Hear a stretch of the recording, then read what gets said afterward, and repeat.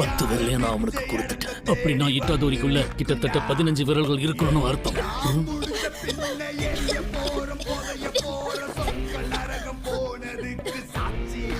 இன்னும் உயிரோட தான் இருக்கீங்களா? என் நேரத்தை வீணடிக்காதீங்க.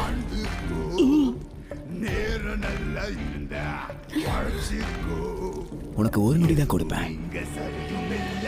கையை விடுறா.